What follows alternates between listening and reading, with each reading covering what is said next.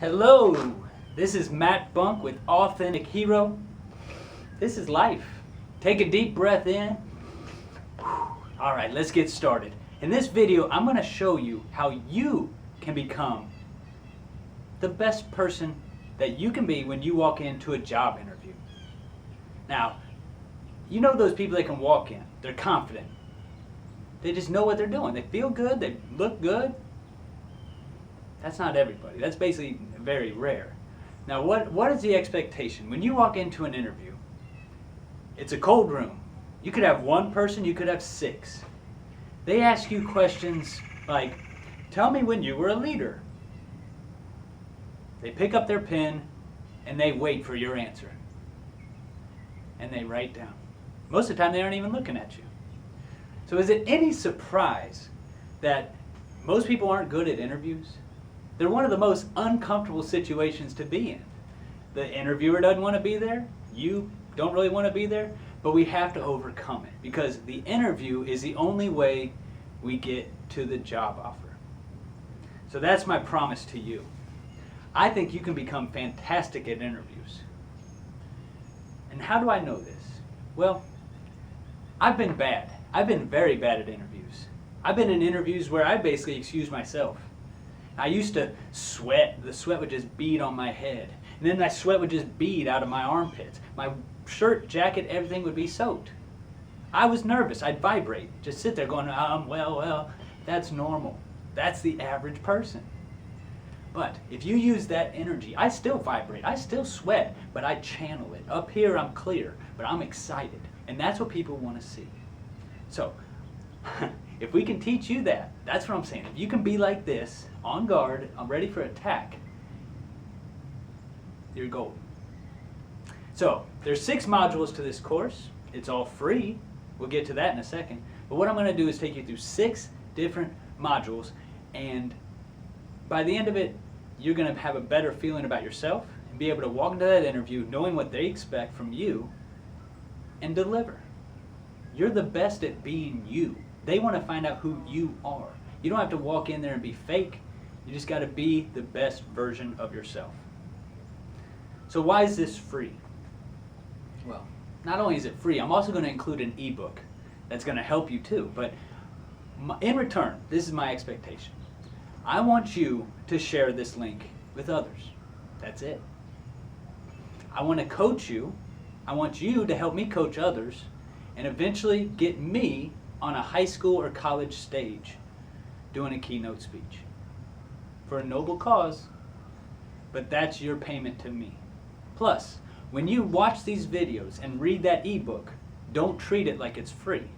This wasn't free for me to create.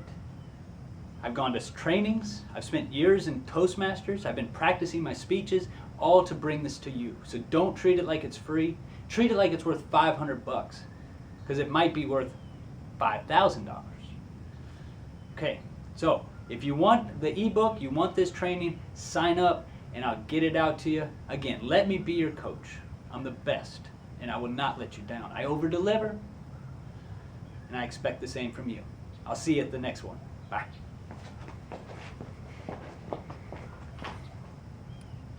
This is my first test. Are you ready?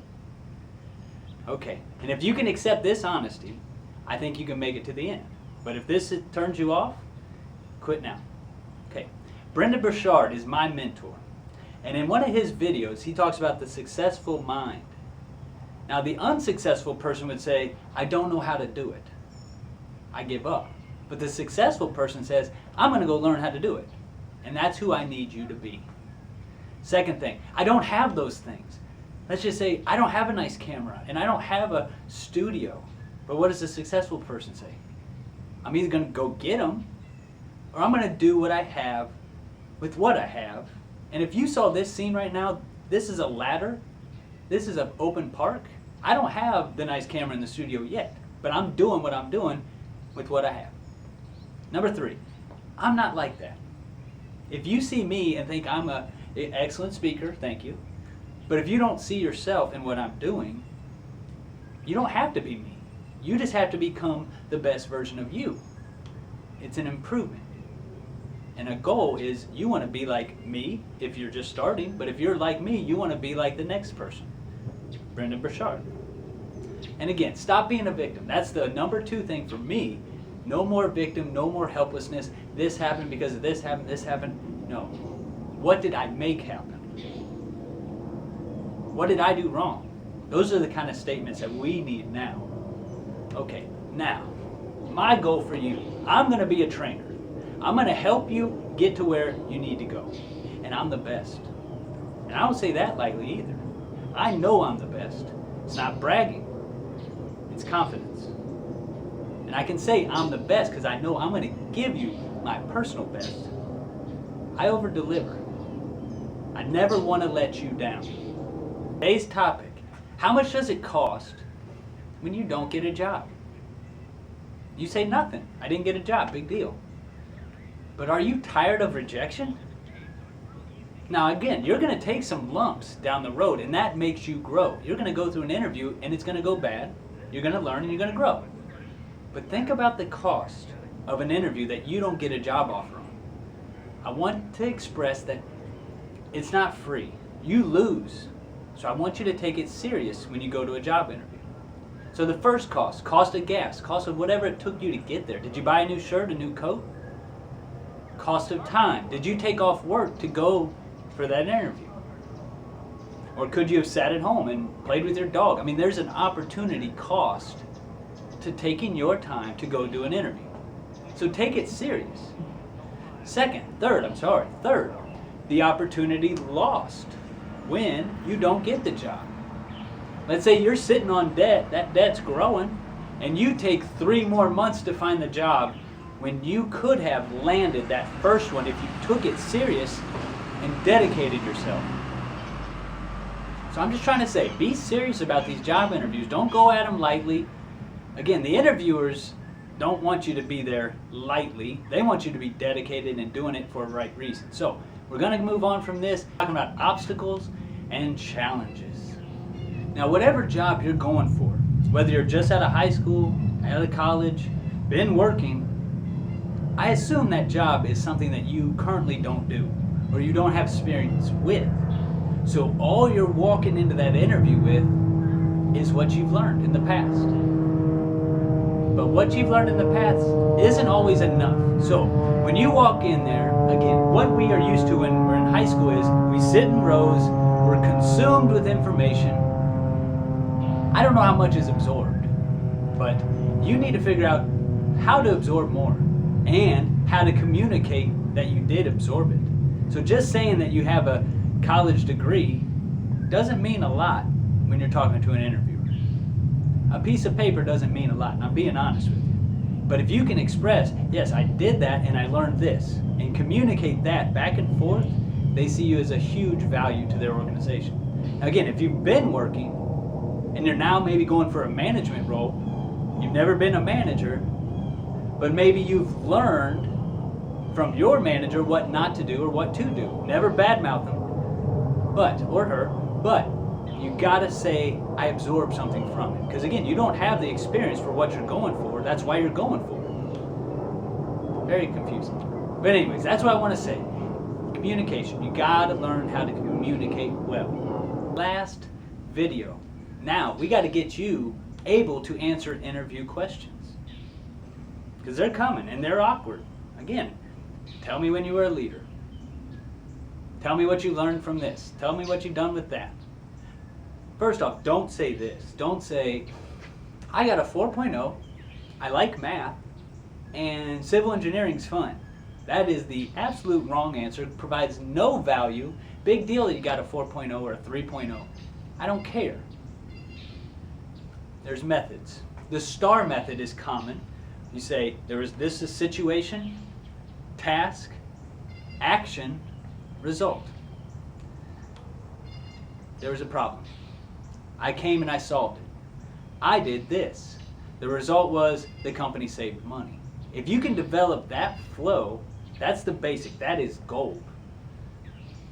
What was the situation? We had to lay off 5 people. What was the task? I had to take over that workload. The action was I stayed late, 2 hours each night on my own. Result, the work got done. It's as simple as that. The other way to go is the hero's journey. Make a story out of why. Somebody asks me, they say, why did you become a civil engineer? I say, well, as a kid, I was always interested in how I can go from my house in a car and touch any other house in North America. There's roads and bridges that lead me to somewhere. And that fascination grew. I went to civil engineering school. I struggled. It was tough. But I fought and I made it to get this degree, and I love civil engineering. I love the roads, bridges. This is what I'm about. Now, what would an interviewer think when they see that kind of passion? That's gold. No, that's actually platinum. Let's go higher on that. So again, if you can create these kind of stories, situation, task, action, result, or make a story out of it, give yourself some history, because you don't have it necessarily. So you got to build it. Now, what are the interviewers expecting of you when you walk in? Let's clear the myth. They want you to be great. They don't want to be bored. They're at work. They got work to do, and now they're here in this room interviewing you. So think about that. They want you to be great. They're not there to be the bad person.